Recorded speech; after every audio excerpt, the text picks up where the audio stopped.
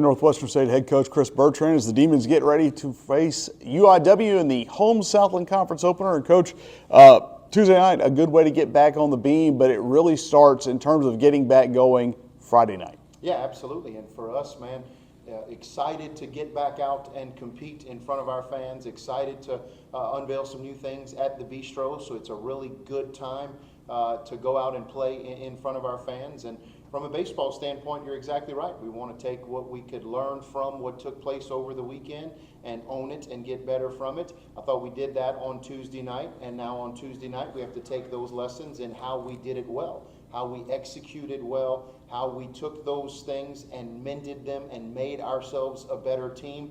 We used it to create big innings. We used it to prevent some big innings. We did all of the things that we've kind of been discussing, and we did them in a complementary nature. Now it's time to take that and be consistent with it, right?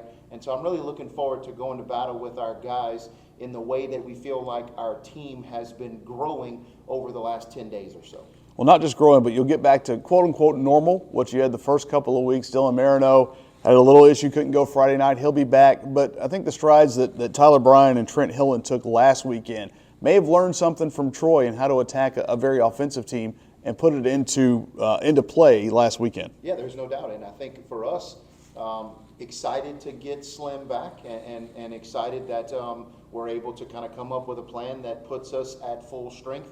At the end of the day, I think those life lessons that we want to learn say that regardless of who it is, right, regardless of who the person is or the name or the number on the jersey, regardless of who it is, getting good starts puts you in a position to win the baseball game, right? Throwing strikes, limiting the number of freebies, right? Doing things in the pitching world that prevent crooked numbers and truly make your opponents earn every bit of it. We can learn from every single person who does go start the game or who does go take the mound at any point during the game. And so, once again, we're excited to get all those guys back. We're excited to be able to play at full strength on the mound. But regardless of who it is, right, TB and Trent and Slim and anybody else that we roll out there, we want them to use what we've learned through the first 12 games of the season to help us come up with a way and a plan of attack. And I think we'd be remiss without mentioning the job Carter White did last weekend, kind of in somewhat short notice, comes in and matches for 4 innings, one of the better arms in the league. Yeah, no doubt. And what Carter did, again, teaches us so much, right? It teaches us about that mound presence, and it teaches us about that competitive spirit that it takes. And he goes out, and regardless of whether it's a freshman or a senior or a starter or an emergency start, right, doing things on the mound that win puts you in a position, right? And so he went out and he attacked, and he went out and he threw strikes, and he went out and he held runners, right? All of these things. And so we can learn from what Carter did. So proud of the effort he gave us. But what's more important is if the rest of the pitching staff or the rest of the team learns from what Carter did and then uses it to make themselves a better version, right? Better version of themselves, and that helps the Demons become a better baseball team. Well, you're going to find a team that's probably in the same situation, a little different. They were at home last weekend, same results you had. So a UIW team coming in that is probably better on paper than what happened to them last weekend. Yeah, and not only what happened to them over the weekend, but coming off of a great win, midweek win against Texas State, an unbelievable Sun Belt team in Texas State. And so, you know, I think it goes back to the way in which we talked to our team. I'm sure a lot of the same things are taking place on the other side.